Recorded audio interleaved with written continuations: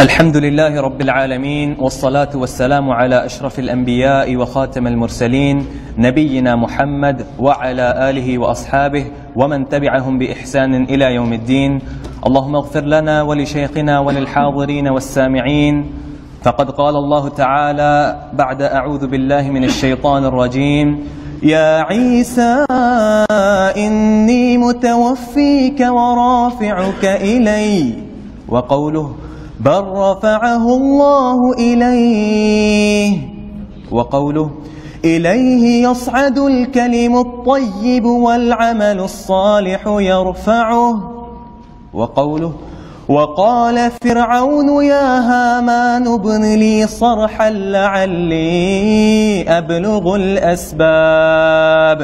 أسباب السماوات فأطلع إلى إله موسى وإني لأظنه كاذبا، وقوله أأمنتم من في السماء أن يخسف بكم الأرض فإذا هي تمور، أم أمنتم من في السماء أن يرسل عليكم حاصبا فستعلمون كيف نذير. جزاك الله خيرا.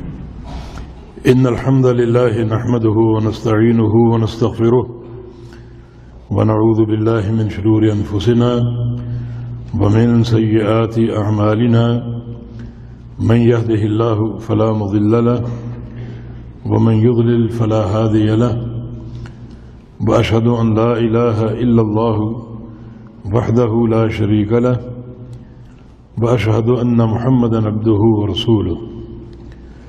يا أيها الذين آمنوا اتقوا الله حق تقاته ولا تموتن إلا وأنتم مسلمون. يا أيها الناس اتقوا ربكم الذي خلقكم من نفس واحدة وخلق منها زوجها وبث منهما رجالا كثيرا ونساء، واتقوا الله الذي تساءلون به والأرحام إن الله كان عليكم رقيبا. يا أيها الذين آمنوا اتقوا الله وقولوا قولا سديدا يصلح لكم أعمالكم ويغفر لكم ذنوبكم، ومن يطع الله ورسوله فقد فاز فوزا عظيما. اللهم صل على محمد وعلى آل محمد كما صليت على إبراهيم وعلى آل إبراهيم إنك حميد مجيد. اللهم بارك على محمد وعلى آل محمد كما باركت على إبراهيم وعلى آل إبراهيم إنك حميد مجيد. سبحانك لا علم لنا إلا ما علمتنا إنك أنت العليم الحكيم. وبعد. محترم حاضرین اور سامعین، جو آیات کریمہ آپ نے اس وقت سماعت فرمائی ہیں، ان میں اللہ رب العزت کے ایک وصف یا اللہ تعالیٰ کی ایک صفت کا ذکر ہے، اور وہ صفت ہے علو، اللہ تعالیٰ کا علو۔ علو کا معنی بلندی، اللہ تعالیٰ کی صفت علو کا اثبات۔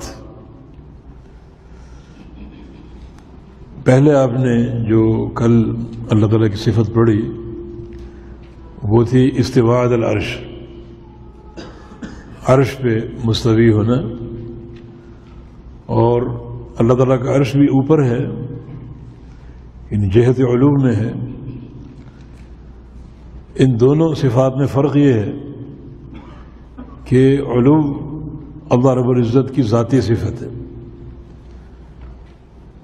بلندی پر ہونا اللہ تعالیٰ کا ذاتی وصف ہے جو ہمیشہ اس کے ساتھ قائم ہے۔ علو تو وہ ذات ہمیشہ علو پر قائم ہے اور علو سے متصف ہے۔ انہوں نے بتایا تھا کہ علو تین طرح کا ہے. ایک علو مکان یعنی جگہ کی بلندی. اللہ تعالیٰ ساری مخلوقات سے اوپر ہے. مخلوقات کے اندر ہونا اللہ تعالیٰ کی شان نہیں ہے. اور دوسرا ہے علو مرتبہ. اللہ تعالیٰ کی شان اور اس کا مرتبہ بلند ہونا، وہ خالق اور مالک اور رازق اور صفات کمال سے متصف. اور تیسرا علو قہر ہے کہ پوری کائنات پر وہ غالب ہے اور پوری مخلوقات اور کائنات اس کی مغلوب اور مقہور ہے. تو یہ علو کی صفت اللہ تعالیٰ کی ذاتی صفت ہے، جبکہ استواء کی صفت اللہ تعالیٰ کی فعلی صفت ہے. علو اس کی ذاتی صفت ہے اور استواء اس کے افعال میں سے ایک فعل ہے. اور دوسری بات یہ ہے کہ علو جو ہے یہ استواء کو مستلزم نہیں ہے، لیکن استواء علو کو مستلزم ہے. یہ اللہ تعالیٰ عرش پہ مستوی ہے اور ساتھ ساتھ بلندی سے متصف، علو سے متصف ہے. تو استواء علو کو مستلزم ہے لیکن علو استواء کو مستلزم نہیں ہے. تو ان دونوں میں عموم اور خصوص کی نسبت کا فرق ہے. تو کل آپ نے اللہ تعالیٰ کے استواء کے دلائل سنے اور پڑھے تھے کہ اللہ تعالیٰ اپنے عرش پہ مستوی ہے، اور اللہ تعالیٰ عرش پہ استواء کا محتاج نہیں ہے، وہ کسی چیز کا محتاج نہیں. عرش کے استواء کا یہ معنی نہیں ہے کہ اللہ تعالیٰ عرش کا محتاج ہے، بلکہ عرش ہو یا آسمان ہو، بلکہ حاملین عرش فرشتے جو عرش کو اٹھائے ہوئے ہیں، آسمان ہیں، زمینیں، یہ ساری اللہ تعالیٰ کے سہارے پر قائم ہیں. جن فرشتوں نے عرش کو اٹھایا ہوا ہے وہ بھی اللہ تعالیٰ کے سہارے کے محتاج ہے، اس پر قائم ہے. اور عرش بھی اللہ تعالیٰ کے سہارے کا محتاج ہے. اللہ رب العزت کسی چیز کا محتاج نہیں ہے، عرش کا محتاج نہیں ہے. عرش پہ استواء یہ اس کی شان ہے، اس کا مرتبہ اور مقام ہے. اور فرشتے جو حاملین عرش ہیں، جو اللہ تعالیٰ کی یہ خدمت انجام دے رہے ہیں، یہ بھی اللہ رب العزت کی ایک شان اور مقام کی بلندی کی ایک علامت ہے. ورنہ فرشتے بھی اللہ کے قائم رکھنے سے قائم ہیں اور عرش بھی اللہ تعالیٰ کے قائم فرمانے سے قائم ہے، اور اللہ رب العزت کسی چیز کا محتاج نہیں. اب دو باتیں سامنے آ گئی، ایک اللہ تعالیٰ کا علو بلندی اور دوسرا اللہ تعالیٰ کا عرش پہ مستوی ہونا. عرش جو ہے نا وہ اوپر اللہ تعالیٰ کی آخری مخلوق ہے، عرش کے اوپر کوئی مخلوق نہیں ہے، اور اللہ تعالیٰ اس عرش پر مستوی ہے. یہ ہمارا عقیدہ ہے، اور آگے انشاءاللہ ہم پڑھیں گے کہ اللہ رب العزت کا اس کا علم، اس کی قدرت، اس کا احاطہ یہ پوری کائنات پر ہے. اور اللہ رب العزت کی ایک جو ملک ہے اور اس کی حکومت، بادشاہت پوری کائنات پر قائم ہے. وہاں ہم بتائیں گے کہ عرش پہ استواء اور دنیا میں لوگوں کے ساتھ یا مخلوقات کے ساتھ معیت، ساتھ ہونا، ان دونوں میں کیا جو ہے وہ نسبت ہے اور ان دونوں کی کیا حقیقت ہے. یہاں یہ عقیدہ بالکل واضح ہے کہ اللہ تعالیٰ جہت علوم میں ہے اور اللہ رب العزت اوپر عرش پہ مستوی ہے. عرش جو اللہ تعالیٰ کی آخری مخلوق ہے، جس کے اوپر کوئی مخلوق نہیں ہے، اور اللہ تعالیٰ اس عرش پہ مستوی ہے. یہی عقیدہ اللہ تعالیٰ نے قرآن پاک میں بیان کیا، نبی علیہ السلام نے احادیث میں بیان کیا. اسی عقیدے پر صحابہ کرام تھے، اور جو ائمہ اسلام، محدثین اور اعلام جہابذہ علماء اسی عقیدے پر قائم تھے۔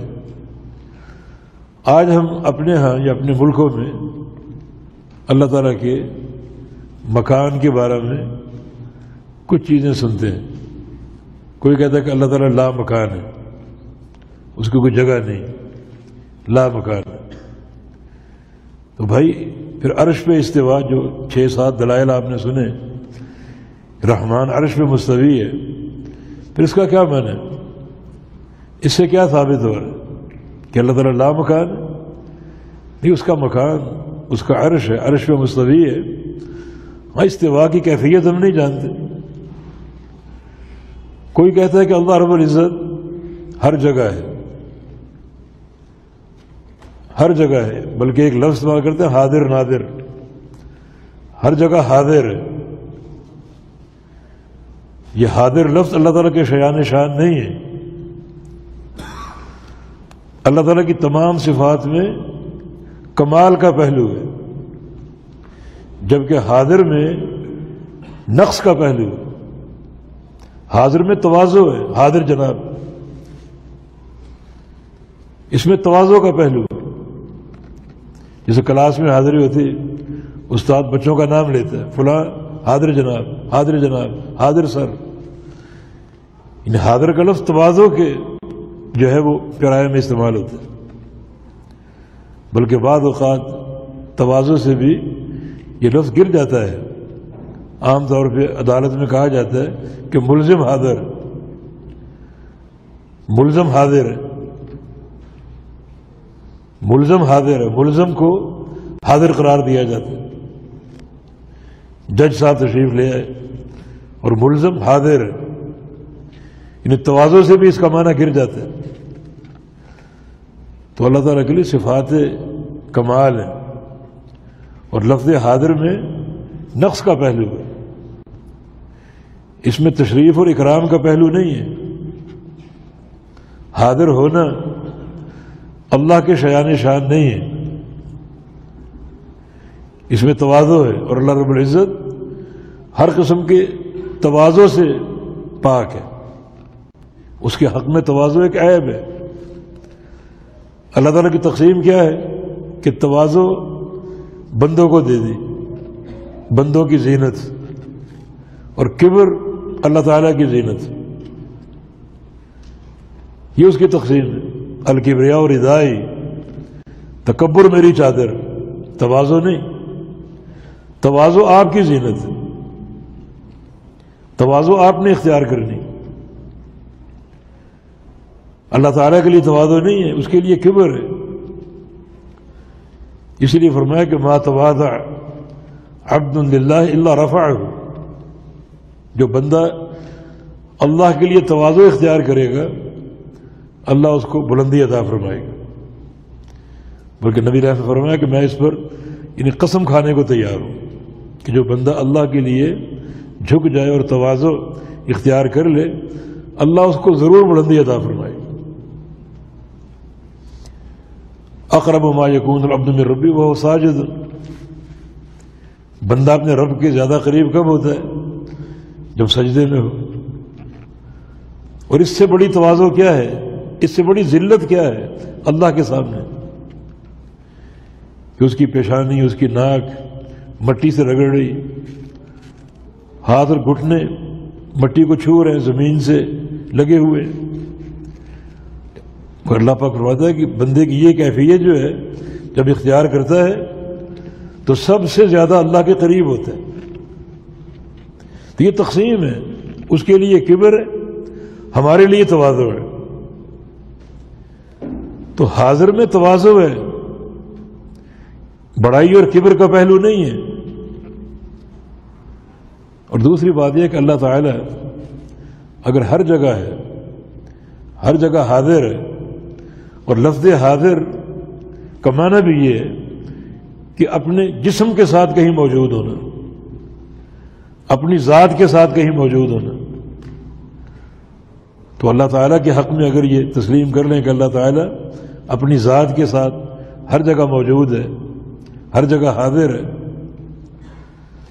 تو پھر اللہ تعالیٰ کا یہ کوئی کمال نہیں۔ ہمیں کہنے دیجیے. اس کا معنی اللہ عالم الغیب نہیں، ہر جگہ موجود ہو کر وہاں کا علم حاصل کرنا انسان بھی کر سکتا ہے، مخلوق بھی کر سکتی. کمال تو یہ ہے کہ وہ عرش جو انتہائی بلندی پر ہے اس پر مستوی ہے، اور کائنات کی کوئی شے اس سے اوجھل نہیں، اور ہر جگہ موجود ہو کر ہر جگہ پہنچ کر اس کا علم تو انسان بھی حاصل کر سکتا ہے. اس میں کون سا کمال؟ آپ اگر کسی کوئی جگہ آپ نے نہیں دیکھی، آپ کو اس کا علم نہیں، جب آپ پہنچ کے اس جگہ کو دیکھ لیا تو اس کا علم آپ کو آ گیا. تو یہ کون سا کمال ہے؟ یہ تو مخلوق بھی یہ کام کر سکتی. کمال یہی ہے کہ اللہ رب العزت عرش پہ مستوی ہے اور پوری کائنات کی نگرانی کر رہا ہے، کوئی ایک ذرہ تک اس سے اوجھل نہیں. تو حاضر اللہ کی صفت نہیں ہے. آگے ایک حدیث میں اس کی وضاحت بھی انشاءاللہ آ رہی ہے. تو رحمان عرش پہ مستوی ہے اور علو اس کے شیان شان ہے. آپ نماز میں پڑھتے ہیں سبحان ربی الاعلی، سبح اسم ربک الاعلی، پاک ہے میرا رب جو کہ اعلی ہے. اعلی کا معنی سب سے بلندی پر، یہ اللہ کی شان ہے. تو یہ نظریات جو ہم نے مختلف اپنا رکھے ہیں، کوئی کہتا اللہ لا مکان ہے، کوئی کہتا اللہ ہر جگہ ہے، اور کوئی کہتا ہے کہ اللہ ہر چیز میں حلول کیے ہوئے. یہ صوفیہ حلولیہ ان کا عقیدہ ہے کہ خالق مخلوق کو پیدا کر کے مخلوق میں خود داخل ہو جاتا ہے. کوئی کہتا ہے کائنات میں ایک ہی وجود ہے، خالق و مخلوق ایک ہے. یہ وحدت الوجود کا نظریہ، خالق و مخلوق ایک ہے، ایک ہی وجود ہے. اللہ تعالیٰ کا تعارف نہیں ہے. جو قوم اپنے رب کے بارے میں متفق نہیں ہے، رب کے مکان کے بارے میں متفق نہیں ہے، اللہ اس قوم کو کیسے سرخرو کرے گا، اور وہ قوم کیسے سعادت اور نجات حاصل کر سکتی. پھر یقیناً یہ ساری نحوستیں، ذلتیں جو ہم پر مسلط ہے، ہم اسی کے مستحق ہوں گے کہ اپنے رب کے بارے میں اختلاف. ہم نے ایک سے پوچھا اللہ کہاں ہے؟ کہتا فی قلوب المؤمنین، مومنین کے دلوں میں. سبحان اللہ. کہ اللہ پاک کیا فرمانا؟ الرحمن علی العرش استویٰ، رحمان عرش پہ مستوی ہے. عرش کہاں ہے؟ وہ اللہ کے پیغمبر نے بتا دیا. آسمان، پھر دوسرا، پھر تیسرا، پھر چوتھا، پھر پانچواں، پھر چھٹا، پھر ساتواں، اور پھر اللہ تعالیٰ کی کرسی، اور پھر سمندر کا ذکر، اس پر اللہ کا عرش، اور ہر جو بھی چیزیں بیان ہو رہی ہیں یعنی اس میں اگلی چیز تک 500 سال کی مسافت کا فاصلہ. ہر آسمان کا موٹاپا 500 سال کا، اور اتنی بلندی پر اللہ کا عرش ہے جس پہ اللہ تعالیٰ مستوی ہے اور پوری کائنات کی نگرانی کر رہا ہے. وہ عالم علوی ہو یا عالم سفلی ہو، پوری کائنات کی نگرانی کر رہا ہے. تو اللہ تعالیٰ کے لیے علو ہے. ہر جگہ موجود ہونا اللہ کی صفت نہیں ہے. ہر جگہ موجود ہے اپنے علم کے ساتھ، اپنی قدرت کے ساتھ، اپنی طاقت اور ملک کے ساتھ. اس کی ذات عرش پر ہے اور اس کا علم پوری کائنات کا احاطہ کیے ہوئے، اس کی قدرت پوری کائنات کا احاطہ کیے ہوئے. اللہ تعالیٰ کے لیے مثال نہیں ہے، اس کے لیے مثال اعلیٰ سے اعلیٰ ہے. لیکن مخلوقات میں سے ایک مثال ہم دے سکتے ہیں. سورج کا ایک مکان ہے جہاں وہ چل رہا ہے اپنے اس مکان پر، اور اس کی دھوپ پوری کائنات پر، ہر جگہ اس کی دھوپ پہنچتی. لیکن سورج کی ذات اپنے ایک مستقر، اپنے ایک مقام پر ہے، اور وہاں وہ چل رہا ہے. اس کا طلوع ہونا، اس کا غروب ہونا، اس کا ایک محل ہے جس پر وہ جاری و ساری ہے، اور اس کی دھوپ پوری زمین کو ڈھانپے ہوئے، ہر جگہ اس کی دھوپ پہنچ رہی. یہ تو ایک مخلوق ہے چھوٹی سی، اس سے بڑی بڑی مخلوقات موجود ہیں، لیکن خالق کے لیے ہم یہ مثال بیان نہیں کرتے مگر کچھ سمجھنے کی کوشش کریں کہ اللہ تعالیٰ جو خالق اور مالک ہے اس کے بارے میں ہم کیسے نظریات قائم کر رہے ہیں کہ اللہ ہر جگہ. سبحان اللہ، اللہ کی ذات ہر جگہ. اس کے نور کی تجلی کوہ طور برداشت نہیں کر سکا، تو اس کا بذات ہی کہیں ہونا، غور کریں ذرا کتنی بڑی بات ہے. ایک نور کی تجلی سے پہاڑ ریزہ ریزہ ہو گیا، اور آپ کہتے ہیں کہ اللہ تعالیٰ ہر جگہ بذات ہی. نبی علیہ السلام کی حدیث ہے کہ اللہ رب العزت اپنے نور کا ایک پردہ ہٹا دے تو جہاں جہاں تک اللہ کی نظر جاتی ہے وہاں تک ساری مخلوق جل کے راکھ ہو جائے. اللہ کے مقام کو پہچانو، اللہ کے وقار کو پہچانو. حضرت انسان کو کیا ہو گیا؟ آپ چند حقائق پر غور کریں. آپ دعا کرتے ہیں ہاتھ اٹھا کر، تو کبھی آپ نیچے ہاتھ اٹھا لیں، ایسے نیچے کر لیں، ایسے. اللہ تو ہر جگہ ہے نا، کبھی دائیں طرف کر لیں کبھی بائیں طرف کر لیں. ہمیشہ اوپر کیوں؟ نبی علیہ السلام نے جو طریقہ دعا ہمیں سکھایا تو ہمیشہ ہاتھوں کا رخ اوپر کیوں ہے؟ اس سے کیا چیز ثابت ہو رہی؟ اللہ اگر ہر جگہ ہے دائیں بائیں ہر جگہ. اور کتنا اتضاد ہے. ایک طرف یہ کہا جاتا ہے کہ اللہ کی جہت نہیں، اور ایک طرف یہ کہا جا رہا ہے کہ اللہ ہر جگہ. جب ہر جگہ ہے تو پھر جہت تو ثابت ہوگی. ایک طرف یہ کہا جا رہا ہے کہ اللہ رب العزت مخلوقات کی تشبیہ سے پاک ہے، اور اختلاط بین المخلوقات یہ تشبیہ نہیں. مخلوق کا مخلوق سے ملنا، مخلوق کا مخلوق میں اختلاط یہ تشبیہ نہیں ہے، مخلوق کا عمل نہیں. رحمان ان تمام کاموں سے منزہ ہے، مبرہ ہے. دعا کرتے ہو تو ہاتھ اوپر کیوں اٹھاتے ہو؟ کبھی پیچھے اٹھا لو، کبھی دائیں کبھی بائیں، اور کبھی نیچے اٹھا لو. اللہ تو ہر جگہ.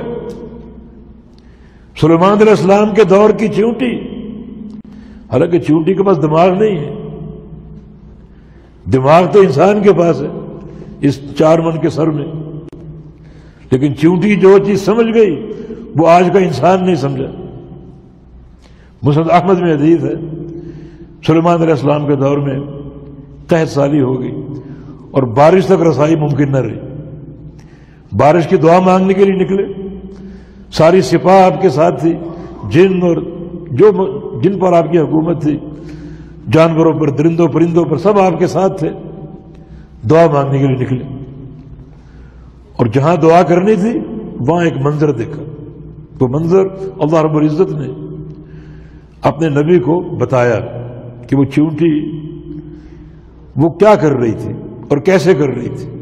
فرآ نملۃ، ایک چیونٹی کو دیکھا، مستلقیۃ علی ظہرہا، جو سیدھی نہیں اپنی پشت کے بل لیٹی ہوئی تھی. جس طرح چیونٹی چلتی ہے سیدھی، وہ نہیں بلکہ الٹا، جیسے پشت اس کی زمین سے ٹکی ہوئی تھی. ورافعۃ ببعض قوائمہا الی السماء، اور اپنی جو چھوٹی چھوٹی اس کی ٹانگیں اور ہاتھ انہیں وہ آسمان کی طرف پھیلائے اٹھائے ہوئے. چونٹی کوئی علم کس نے دیا؟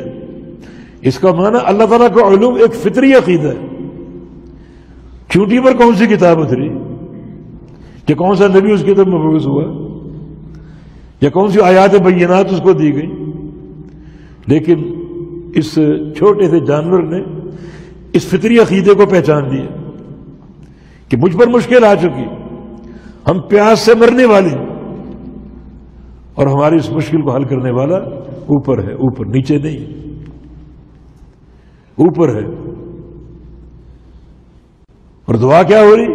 اللہم انا خلق من خلقک ولیس بناقض عن سقیاک. اے اللہ ہم تیری مخلوقات میں سے ایک مخلوق ہے اور ہمیں پانی چاہیے، پانی کے بغیر ہمارا گزارا نہیں، پانی عطا فرما. اب یہ ساری چیزیں آپ نے سن لی. چونٹی کی حیت قضائی، ہاتھوں کا آسمان کی طرف پھیلانا، اللہ تعالیٰ کو اس کے خالق ہونے کا واسطہ دینا، کسی نبی ولی کا، کسی پیر پیغمبر کا واسطہ نہیں، تجھے تیرے خالق ہونے کا واسطہ۔ ہمیں پانی پلا، ہماری پیاس دور کر، ہمارا فاقہ دور کر۔ اللہ نے فوراً دعا قبول کر لی۔ سلیمان علیہ السلام فرماتے ہیں ارجعوا لقد سقیتم بدعوۃ غیرکم، لوٹ چلو، واپس چلو، تم سے قبل چونٹی دعا کر چکی اور اللہ نے قبول کر لی، چونٹی کی دعا قبول ہو چکی۔ ایک چونٹی کی دعا اللہ تعالیٰ نے قبول کر کے دنیا کی سب سے بڑی حکومت کو تباہی سے بچا لی۔ سلیمان علیہ السلام کو جو حکومت ملی کسی اور کو حاصل نہیں ہوئی، سب سے بڑی حکومت، اور اللہ نے بچا لیا ایک چونٹی کی دعا قبول کر کے۔ تو غور کیجئے چونٹی کا عقیدہ کیا ہے، اور یہ مسئلہ کس طرح ایک فطری مسئلہ ہے کہ جانور بھی جانتے ہیں کہ ہمارا مشکل کشا ہمارے درمیان نہیں پھر رہا، آسمانوں پر ہے، اپنے عرش پہ مستوی ہے۔ یہ سارے دلائل اللہ تعالیٰ کے علوم کے ہیں۔ کل آپ نے کتنی آیات سنی، آج آپ نے کتنی آیات پڑھی۔ اللہ تعالیٰ ہمارے بارش اتارتے ہیں، اتارنا اوپر سے نیچے ہوتا ہے، ہم کتابیں نازل کرتے ہیں اور نازل کرنا اوپر سے نیچے ہوتا ہے۔ علوم کے دلائل کہ اللہ تعالیٰ اوپر ہے۔ اللہ کے پیارے پیغمبر کو معراج ہوا، کہاں آپ گئے؟ اگر اللہ ہر جگہ ہے تو وہی ملاقات سامنے ہے، اوپر کیوں گئے؟ پہلا آسمان، دوسرا آسمان، تیسرا آسمان، حتیٰ کہ ساتواں آسمان، پھر بلندی جو اللہ نے چاہی، تو اوپر کیوں گئے؟ واپس نیچے اترے، راستے میں موسیٰ علیہ السلام ملے چھٹے آسمان پر کہ اللہ نے کیا تحفہ دیا؟ فرمایا 50 نمازیں فرض کی، 50 نمازوں کا تحفہ لے کر آ رہا ہوں۔ فرمایا کہ انی جربت بنی اسرائیل، میں نے بنی اسرائیل کا تجربہ کیا ہوا ہے۔ 2 نمازیں اللہ نے فرض کی تھی اور وہ نہیں پڑھ سکے، حالانکہ طاقت میں، قوت میں وہ تم سے کہیں زیادہ تھے۔ 2 نمازیں نہیں پڑھ سکے، تم 50 کیسے پڑھو گے؟ سل ربہ کا تخفیف، اپنے رب سے تخفیف کا سوال کرو کہ اللہ تعالیٰ آسان نہیں کرتا۔ پھر اوپر گئے، پھر نیچے آئے۔ حدیث میں تھا کہ اللہ تعالیٰ نے 5 نمازیں اور بعد حدیث میں 10 نمازیں کم کر دی۔ موسیٰ نے پھر کہا اور تخفیف مانگو، پھر اوپر گئے، پھر نیچے آ رہے ہیں، پھر اوپر، پھر نیچے، پھر اوپر۔ اوپر نیچے کیوں؟ خالق کائنات کا ایک مکان ہے، اپنے عرش پہ مستوی ہے۔ اگر ہر جگہ ہے تو بار بار اوپر جانا پھر نیچے آنا، کیا اس کا معنی ہے؟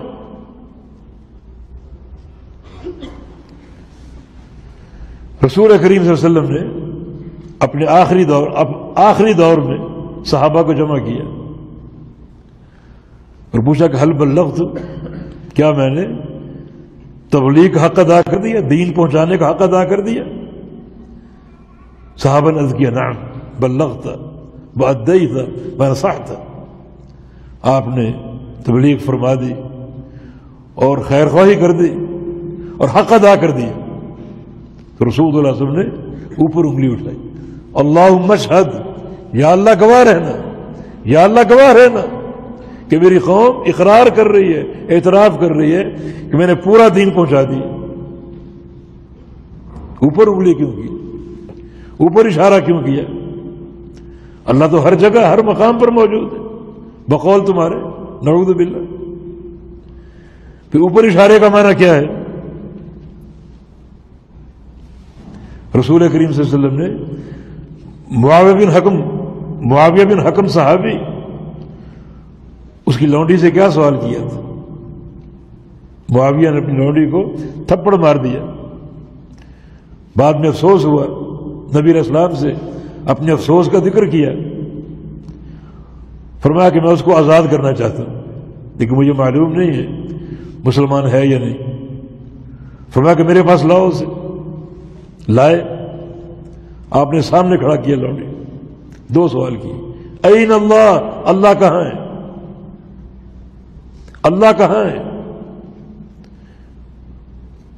اس نے کیا کہا؟ فی السماء، اللہ آسمان پر ہے، اللہ تعالیٰ آسمان پر ہے۔ اور ایک حدیث میں اشارت الی السماء، اس نے آسمان کی طرف اشارہ کیا، اللہ اوپر۔ پوچھا من انا، میں کون ہوں؟ دوسرا سوال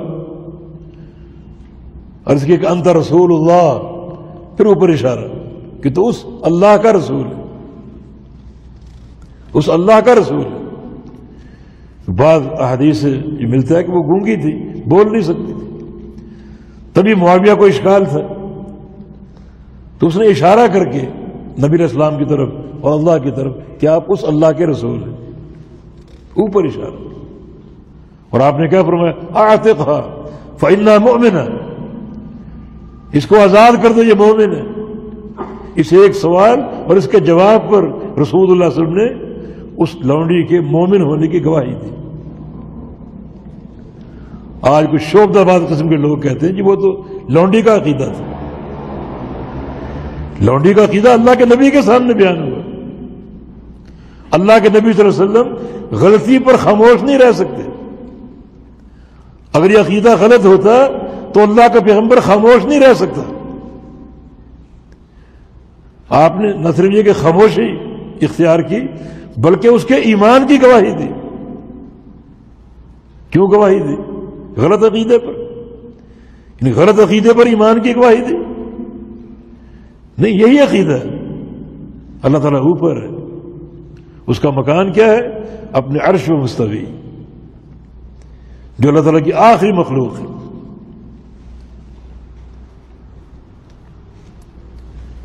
تحویل قبلہ کی آیت قد نرى تقلب وجهك في السماء، قد نرى تقلب وجهك في السماء، ہم بار بار آپ کا چہرہ آسمان کی طرف اٹھتا ہوا دیکھ رہے ہیں۔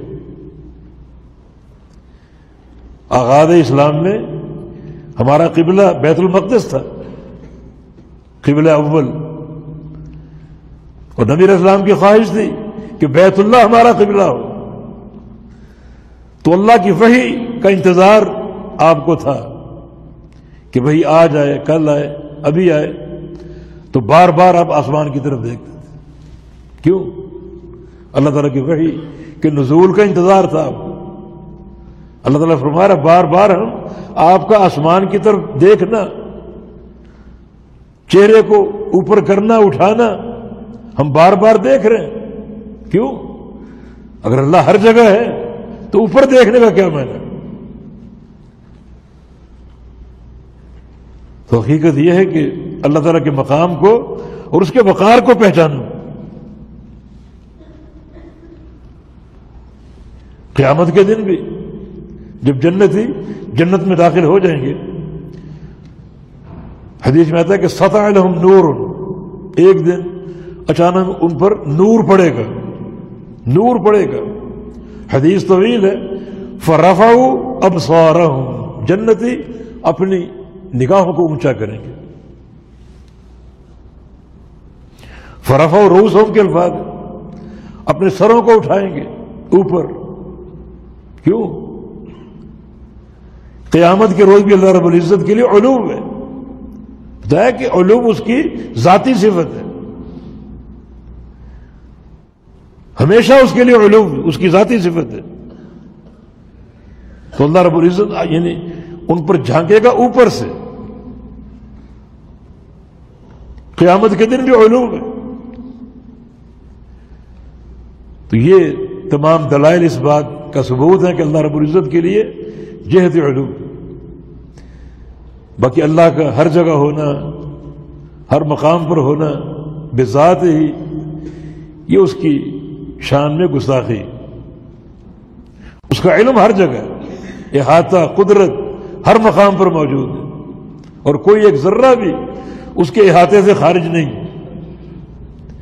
تو بذات ہی اپنے عرش پر ہے، اور بعلم ہی و قدرت ہی پوری کائنات کا احاطہ کیے ہوئے۔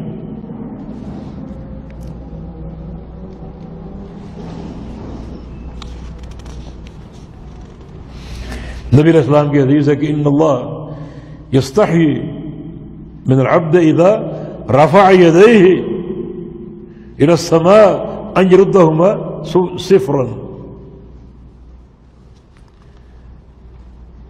کہ اللہ تعالیٰ کو شرم آتی جب کوئی بندہ اپنے ہاتھوں کو اٹھائے اوپر آسمان کی طرف، اللہ تعالیٰ کی طرف، اور اللہ اس کو خالی لوٹا دے.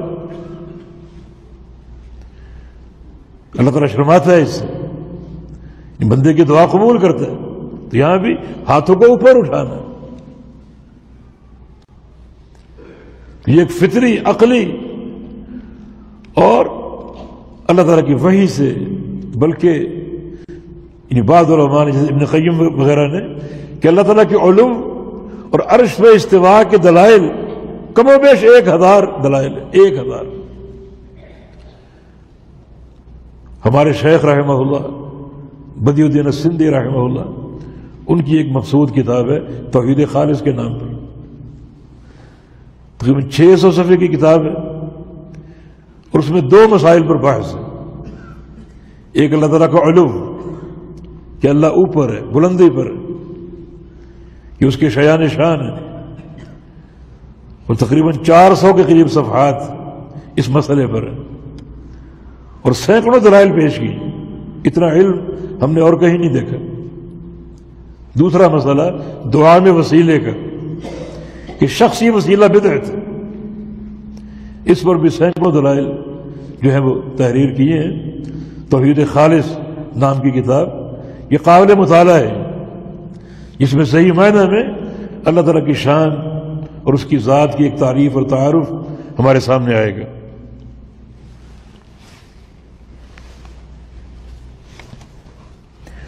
تو آج جو آپ نے آیات سنی ہے ان پر غور کر لیجیے.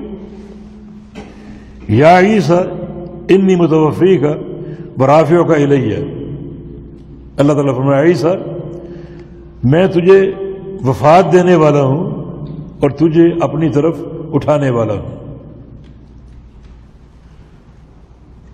وفات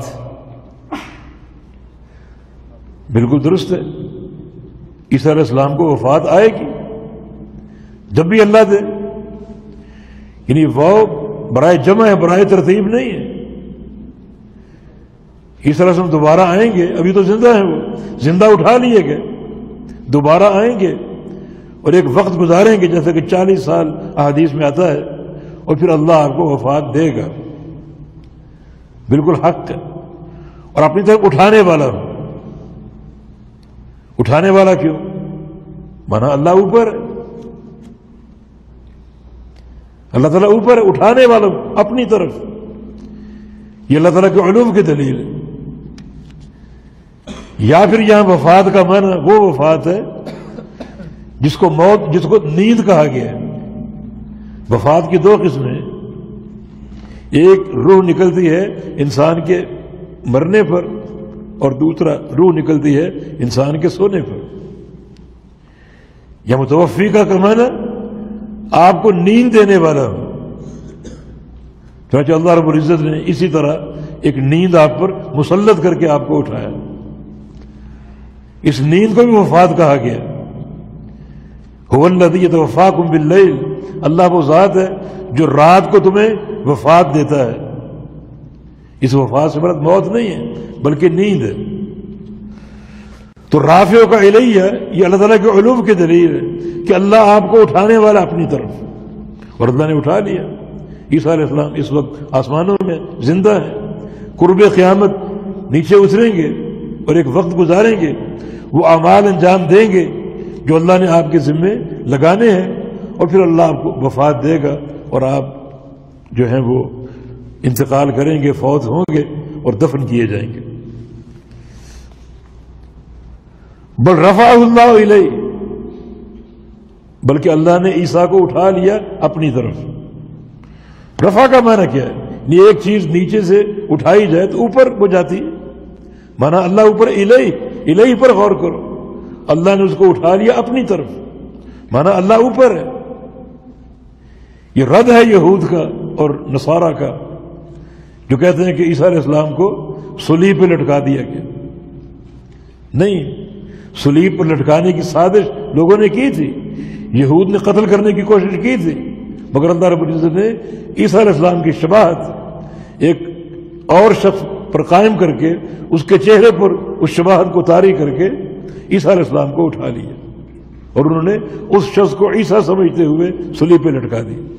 تو یہاں اصل مقصود کیا ہے کہ اللہ نے ان کو اٹھا لیا اپنی طرف، مانا اللہ اوپر ہے۔ وقولہ، اللہ تعالیٰ کا فرمان، الیہ یصعد الکلم الطیب والعمل الصالح یرفعہ، اللہ کی طرف چڑھتے ہیں کلم طیب، آپ کے اذکار سبحان اللہ والحمدللہ لا الہ الا اللہ، یہ چڑھتے ہیں اللہ کی طرف۔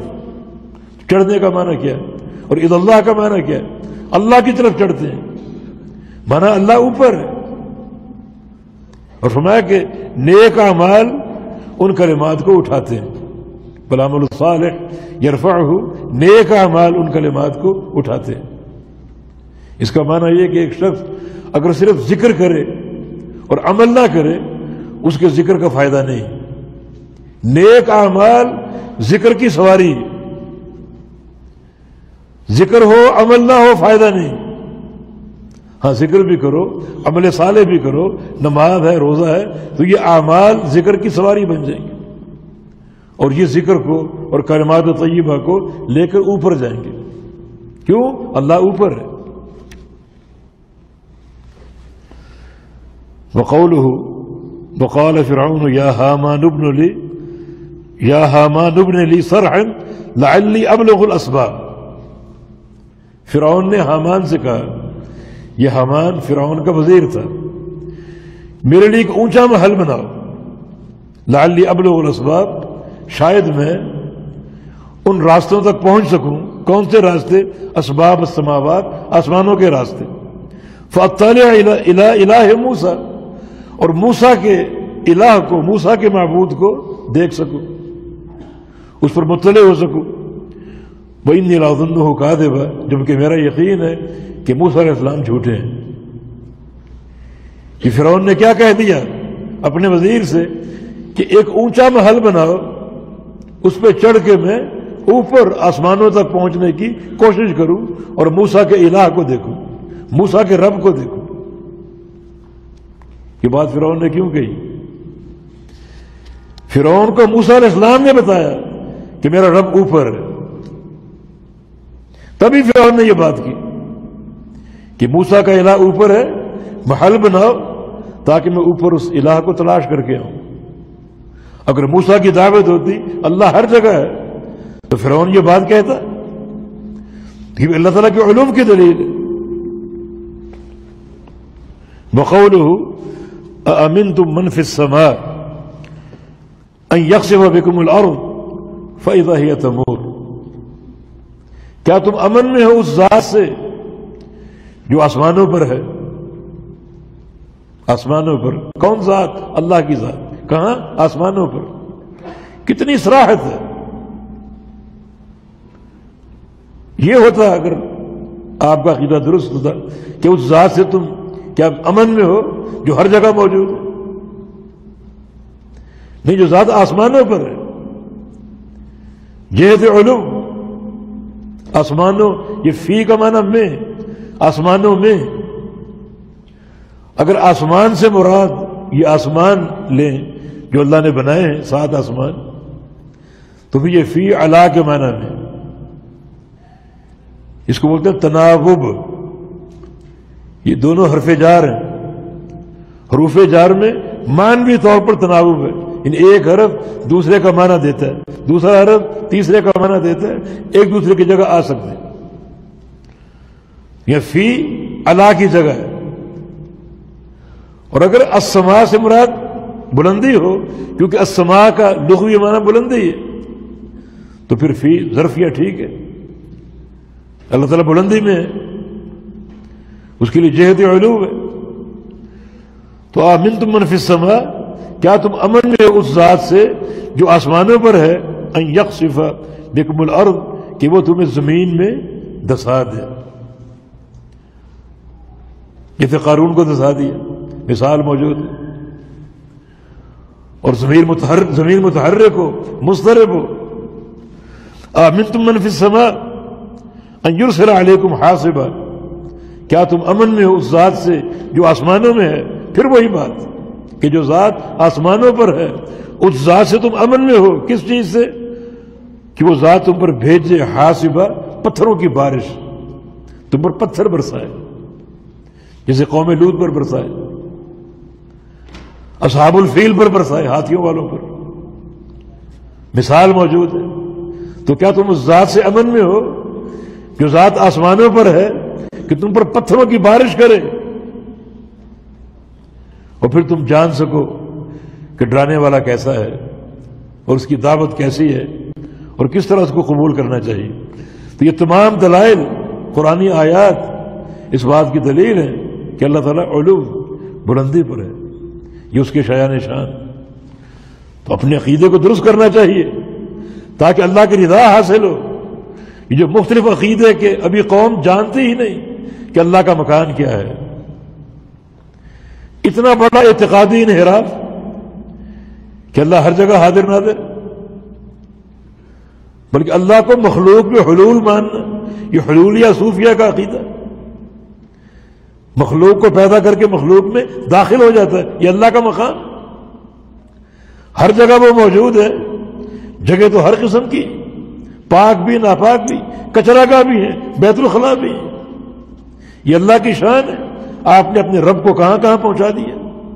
نہیں، میرے رب کی شان یہ ہے اپنے عرش مستوی بلندی پر، اس علو پر کوئی پہنچ نہیں سکتا، عرش اس کی آخری مخلوق ہے جس پر وہ مستوی ہے، اور آپ نے ہر جگہ پہنچا دیا، ہر چیز میں داخل کر دیا، جانور بھی ہیں، پاک بھی ہیں، ناپاک بھی، کتے، خنزیر، کیسے کیسے جانور۔ یہ صوفیاء کا عقیدہ انتہائی باطل، انتہائی نجس اور ناپاک اور غلیظ عقیدہ۔ اللہ تعالیٰ کی شان یہی ہے کہ اللہ رب العزت بلندی پر، جس کی کیفیت وہی جانتا ہے، اپنے عرش پر مستوی ہے، اور استواء کی کیفیت اللہ ہی جانتا ہے، ہم نہیں جانتے، نہ اس کی ہم تکییف کر سکتے ہیں، اللہ ہی جانتا ہے اس کے استواء کی کیا کیفیت، اور اپنے عرش پہ مستوی ہے اور پوری کائنات کا احاطہ کیے ہوئے، گھیرے ہوئے، اپنے علم کے ساتھ، اپنی قدرت کے ساتھ، اپنی ربوبیت کے ساتھ، اپنی بادشاہت کے ساتھ، یہ اس کا مقام ہے۔ جی۔ وقوله تعالى هو الذي خلق السماوات والأرض في 6 أيام ثم استوى على العرش يعلم ما يلج في الأرض وما يخرج منها وما ينزل من السماء وما يعرج فيها وهو معكم أينما كنتم والله بما تعملون بصير۔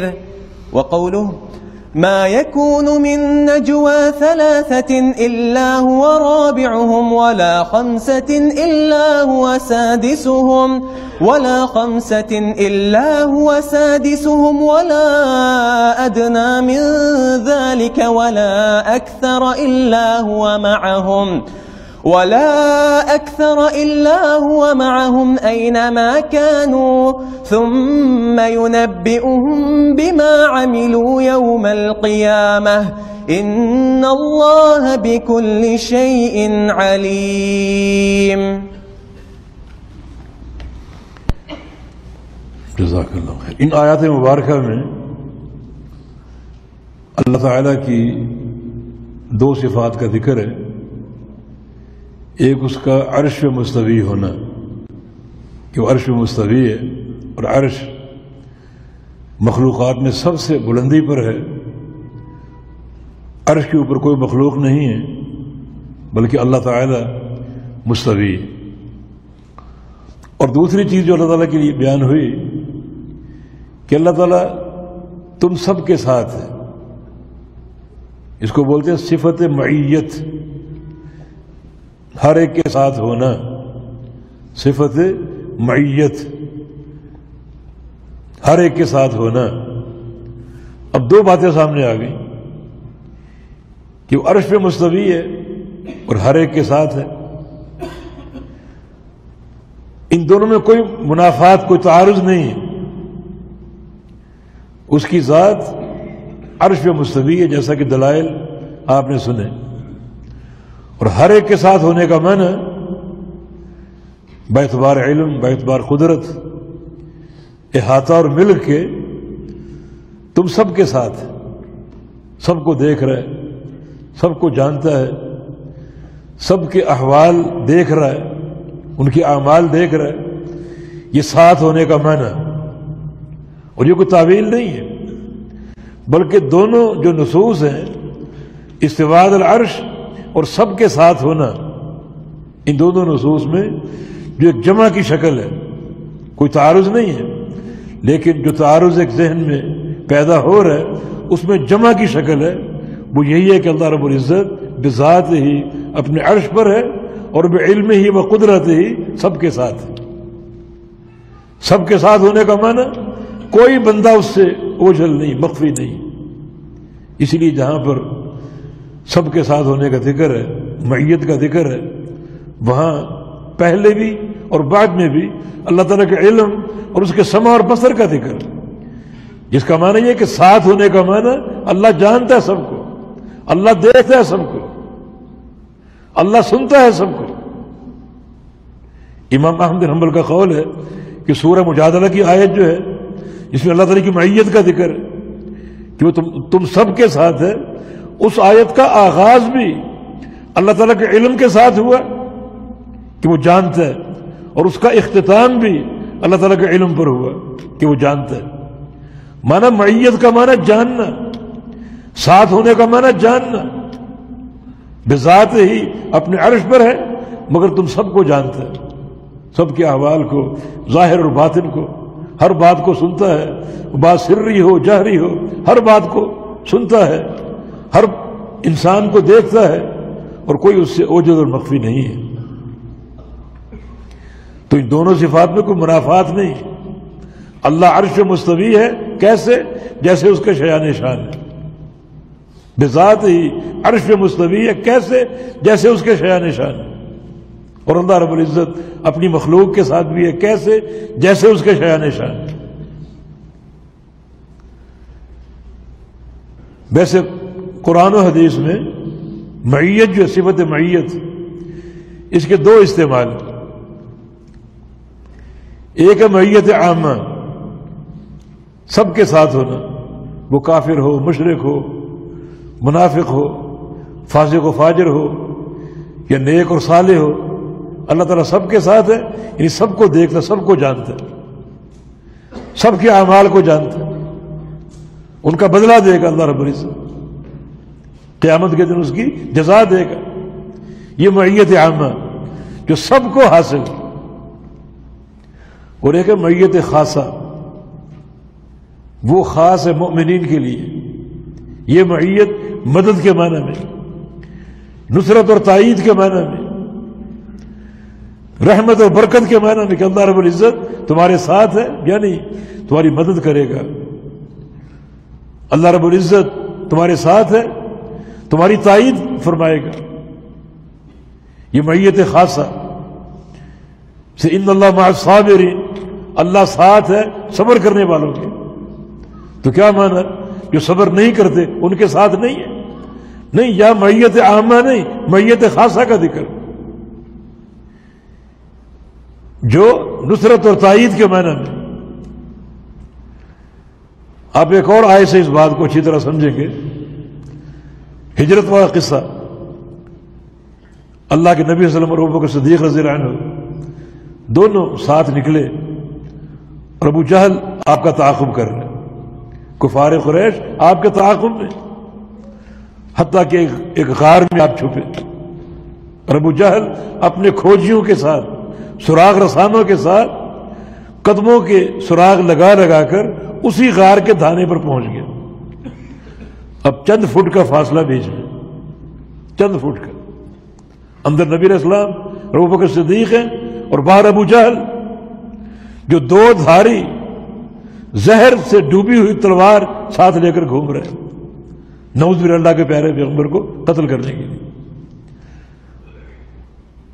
ان کے پاؤں نظر آ رہے ہیں، پاؤں نظر آ رہے ہیں. ابوبکر فرماتے ہیں جہاں ان کے پاؤں تھے اگر وہاں اپنے چہرے لا کر اندر جھانکتے ہمیں وہ دیکھ لیتے. ابوبکر صدیق ان میں ایک خوف اور ایک حزن کا پہلو آ گیا. فرمایا کہ لا تخف ان اللہ معنا. ابوبکر ڈرو نہیں، اللہ ہمارے ساتھ ہے. تو کیا مانا؟ چند فٹ کے فاصلے پر ابو جہل بھی کھڑا ہے، اللہ اس کے ساتھ نہیں. اگر ساتھ ہونے کا معنی معیت کا معنی ہر جگہ موجود ہونا، تو کیا معنی کرو گے پھر؟ ابو جہل کے ساتھ نہیں تھا. یہ تو معیت خاصہ ہے، اللہ ہمارے ساتھ ہے باعتبار مدد کے، نصرت کے اور تائید کے.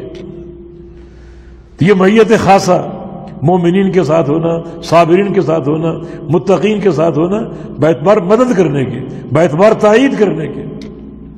باقی جو معیت عامہ ہے اس کا معنی یہ کہ اللہ رب العزت بذات ہی اپنے عرش پر ہے، لیکن سب کے ساتھ ہونے کا معنی اللہ سب کو جانتا ہے، سب کو دیکھتا ہے، سب کے احوال کو جانتا ہے، اور اس کے مطابق ہر انسان کو اللہ تعالیٰ بدلہ دے گا. اب دونوں آیتیں پڑھ لیجئے. هو الذي خلق السماوات والارض في 6 ايام ثم استوى على العرش. کہ اللہ تعالیٰ نے آسمانوں اور زمینوں کو پیدا کیا 6 دنوں میں، اور پھر عرش پہ مستوی ہو گیا. اس کی ذات عرش پر ہے. آگے فرمایا کہ یعلم ما یلج فی الارض وما یخرج منها وما ینزل من السماء وما یعرج فیها. اللہ جانتا ہے ہر اس چیز کو جو زمین میں داخل ہوتی ہے، جیسے بیج وغیرہ اناج پیدا کرنے کے لیے، یا پانی وغیرہ، اور جو زمین سے نکلتی ہے جیسے فصلیں ہیں اور باغات اور پھل وغیرہ ہیں. جو بھی چیز زمین سے نکل اللہ جانتا ہے. وما ينزل من السماء، اور جو چیز آسمان سے اترتی ہے اللہ اسے بھی جانتا ہے. جیسے بارش ہے، اللہ تعالیٰ کی وحی ہے، فرشتوں کا اترنا. وما يعرج فيها، اور جو چیز آسمانوں میں چڑھتی ہے اللہ اسے بھی جانتا ہے. جیسے کلمات طیبہ، اعمال صالحہ کا چڑھنا، فرشتوں کا چڑھنا. مومنوں کی روح جب قبض ہوتی ہے اوپر لے جائی جاتی ہے علیین میں، تو اللہ سب کو جانتا ہے. اب یہ سب اللہ تعالیٰ کے علم کا ذکر ہے. وَهُوَ مَعَكُمْ أَيْنَمَا كُنْتُمْ، اور وہ تمہارے ساتھ ہے تم جہاں بھی ہو. وَاللَّهُ بِمَا تَعْمَلُونَ بَصِيرٌ، اللہ تعالیٰ تمہارے ایک ایک عمل کو دیکھتا ہے. یعنی یہ ٹکڑا جو آخری ہے یہ ساتھ ہونے کا معنی محدد کر رہا ہے. اللہ تمہارے ساتھ ہے معنی تمہارے ایک ایک عمل کو دیکھ رہا ہے. یہ معنی نہیں ہے کہ بذات ہی ساتھ ہے، ذات اس کی عرش پر ہے، اور اللہ رب العزت تمہارے ساتھ ہے یعنی تمہارے ایک ایک عمل کو دیکھ رہا ہے، ایک ایک عمل کو دیکھ رہا ہے.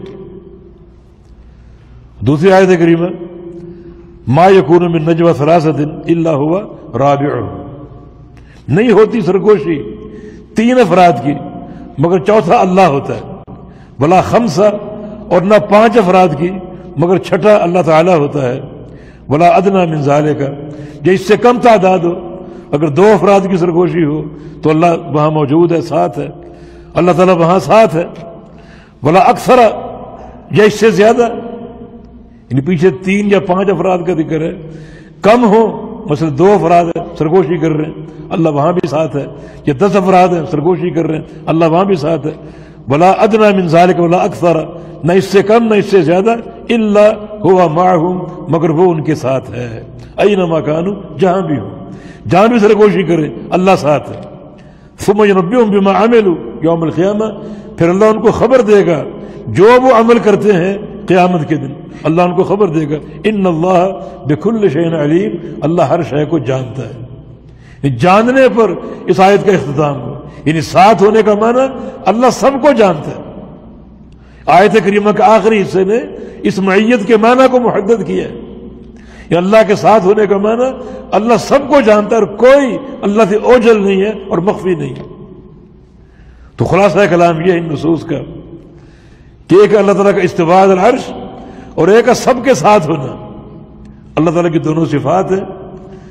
استواء علی العرش کا معنی بذات ہی عرش پر ہے، اور سب کے ساتھ ہونے کا معنی بعلم ہی بقدرت ہی، اپنی قدرت کے ساتھ، علم کے ساتھ، اپنے احاطہ کے ساتھ اللہ تعالیٰ سب کے ساتھ ہے، سب کو دیکھ رہا ہے، سب کو جانتا ہے، سب کی باتوں کو سنتا ہے، اور سب کے اعمال کو دیکھ رہا ہے تاکہ ان سب کا بدلہ دے سکے قیامت کے دن. وقوله تعالى لا تحزن إن الله معنا. وقوله إنني معكما أسمع وأرى. وقوله إن الله مع الذين اتقوا والذين هم محسنون. وقوله واصبروا إن الله مع الصابرين.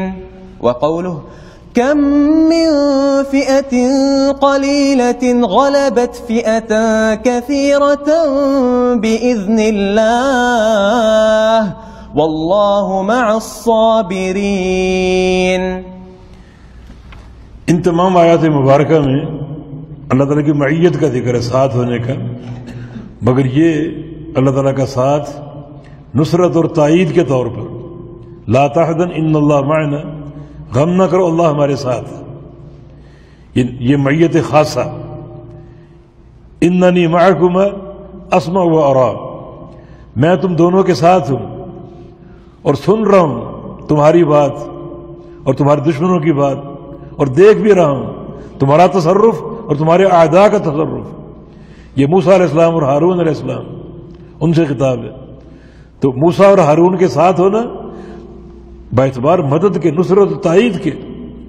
وقولہ ان اللہ مع الذین اتقوا والذین هم محسنون، اللہ ساتھ ہے ان لوگوں کے جو متقی ہیں اور جو لوگ احسان کرنے والے. تو یہ بھی معیت خاصہ. وَاصْبِرُوا إِنَّ اللَّهَ مَعَ الصَّابِرِينَ، صبر کرو اللہ ساتھ ہے صبر کرنے والوں کی. یہ بھی معیت خاصہ. کم من فئۃ قلیلۃ غلبت فئۃ کثیرہ بإذن اللہ، کتنی ہی چھوٹی چھوٹی جماعتیں غالب آ گئی بڑی جماعتوں پر اللہ کے اذن سے. واللہ مع الصابرین، اور اللہ ساتھ ہے صبر کرنے والوں کے. یہ تمام آیات جو ہیں یہ معیت خاصہ کی دلیل ہے. تو قرآن پاک میں اللہ تعالیٰ کی معیت بندوں کے ساتھ دو صورتوں میں ہے. ایک معیت عامہ، اس میں کفار، مشرکین، مسلمان سب شامل ہیں، سب داخل ہیں کہ اللہ سب کے ساتھ ہے، مانا سب کو دیکھ رہے، سب کے اعمال کو دیکھ رہے، سب کے احوال کو دیکھ رہے اور سب کی باتوں کو سن رہے. اللہ سب کی جزا دے گا. اور ایک معیت خاصہ مومنین کے ساتھ، متقین کے ساتھ، محسنین کے ساتھ اور صابرین کے ساتھ. یہ خاص قسم کی معیت ہے جو تائید کے معنی میں اور نصرت کے معنی میں آتی.